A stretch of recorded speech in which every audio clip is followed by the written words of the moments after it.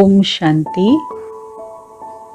हम सब ने पढ़ा भी है और सुना भी होगा आप सब ने कि कैसे परमात्मा ने विराट रूप धारण कर अर्जुन को साक्षात्कार कराया।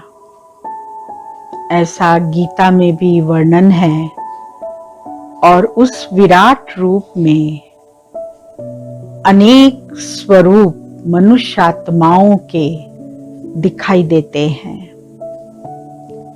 आज मनुष्य परमधाम से, ब्रह्मलोक से, निराकारी दुनिया से, या जिसे कहें इनकॉर्पोरियल वर्ल्ड से, इस सृष्टि पर जब पार्ट बजाने के लिए आता है तो उसको 5 भागों में बांटा जाता है। 5 वर्ण कहेंगे और वर्णों में अलग अलग स्वरूप मनुष्य का होता है। सबसे पहला उसका वर्ण है ब्राह्मण। ब्राह्मण चोटी का गाया गया है और ब्राह्मणों की निशानी है जनेऊ। उसके बाद उसका दूसरा स्वरूप मस्तक पर होता है, वहां वो देवता कहलाता है और देवता का स्वरूप है डबल ताजधारी, वर देने वाला। डबल ताजधारी माना, एक आपने देखा होगा लाइट का कार्ब दिखाई देता है, गोल चक्र बना होता है सिर के पीछे। वो लाइट का कार्ब जो है वो पवित्रता की निशानी है, अर्थात पवित्रता का ताज है। और दूसरा ताज है रत्न जड़ित ताज, बादशाही का ताज, तख्त पर बैठने का ताज। तो डबल ताजधारी देवताएं हैं। और तीसरा है क्षत्रिय। क्षत्रिय बाहों से जन्म लेने वाले कहा जाता है और उनकी निशानी दिखाई जाती है तीर कमान, तलवार। अर्थात क्षत्रिय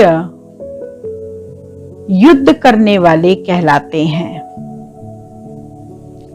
उसके बाद आता है पेट। पेट से वैश्य पैदा होते हैं और वैश्य जो हैं वो हिसाब किताब रखने वाले होते हैं, बिजनेस करने वाले होते हैं, व्यापारी होते हैं। इसीलिए उनके हाथ में बही खाता और कलम दिखाई जाती है, क्योंकि वो अपना जमा और घाटे का रोज का हिसाब रखते हैं। फिर आता है हमारे पैर, जिसमें शूद्र वर्ण जाना जाता है और शूद्र वर्ण को टोकरी उठाए दिखाया है। भिन्न भिन्न वर्णों में मनुष्य जाति का प्रवेश होता है और अंत में फिर हम ब्राह्मण बनते हैं। ब्राह्मण 2 प्रकार के होते हैं, एक कुख वंशावली और दूसरे मुख वंशावली। इस समय जो समय चल रहा है ये संगम का समय है और इस संगम के समय पर परमात्मा हम आत्माओं को आकर ज्ञान सुनाते हैं, गति सद्गति करते हैं। परमात्मा क्योंकि लाइट हाउस है, मुख्य पंडा है, सर्जन है, वो हम सब आत्माओं को रास्ता दिखाते हैं और रास्ता दिखाकर हमें मुक्ति और जीवन मुक्ति की प्राप्ति कराते हैं। इसीलिए परमात्मा ने हम आत्माओं को भिन्न भिन्न वर्णों से गुजरने के कारण हम परमात्मा की विस्मृति में हो जाते हैं, अनेका अनेक देवताओं की पूजा करने लगते हैं और जो असली पिता है हमारा, उसको हम भूल जाते हैं। असली पिता परमात्मा निराकार ज्योति स्वरूप शिव है, जो इस सृष्टि पर अवतरित होकर हम आत्माओं को ज्ञान और योग की शिक्षा देकर फिर से नई दुनिया, सतयुगी दुनिया में ले जाते हैं। पहले हम सतो प्रधान बनते हैं, फिर हम सतो प्रधान दुनिया के लायक बनते हैं। इसीलिए परमात्मा की स्मृति निरंतर हमको रखनी है।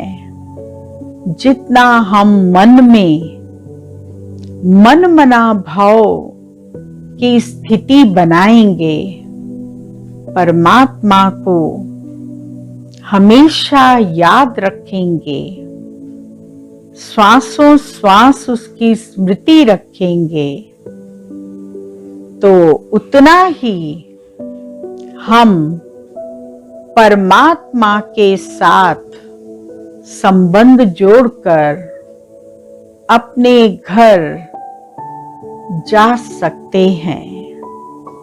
इसीलिए सब उस परमात्मा की स्मृति में रहने का ज्यादा से ज्यादा पुरुषार्थ करें, क्योंकि अंत में वही स्मृति हमारे काम आने वाली है। तब भी घर में परमात्मा की स्मृति तो जरूर करते ही होंगे।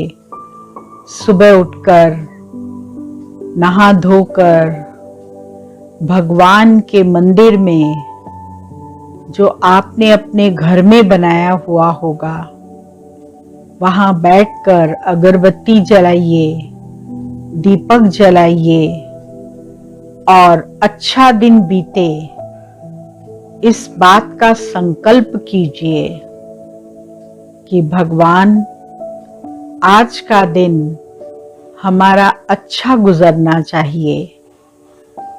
हम कोई भी ऐसा पाप कर्म न करें जो हमें नुकसान पहुंचाए, हमारे पाप का खाता बढ़ जाए, क्योंकि पाप की गठरी अगर बढ़ती जाएगी तो उस बोझ के अंदर हम आत्माएं दबेंगी और हमें बोझ उतारना है, बढ़ाना नहीं है। इसीलिए हमको ये स्मृति रखनी है कि भगवान की आराधना करके ही मैं अपने कारोबार में जाऊं। उस परमात्मा पिता को हम सब स्मरण जरूर करें।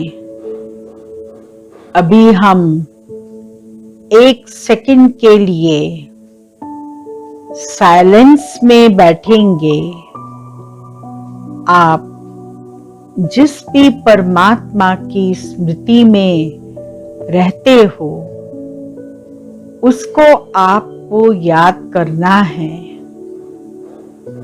और अंदर ही अंदर परिवार के लिए, स्वयं के लिए, विश्व के लिए हमें शुभ संकल्प करना है कि सब आत्माओं का कल्याण हो, सभी सुखी रहें, निरोगी काया को प्राप्त करें, ऐसा हमारा संकल्प अभी सबके प्रति चले। उसके लिए हमें साइलेंस में बैठने का पुरुषार्थ करना है। चलिए अब साइलेंस में बैठते हैं।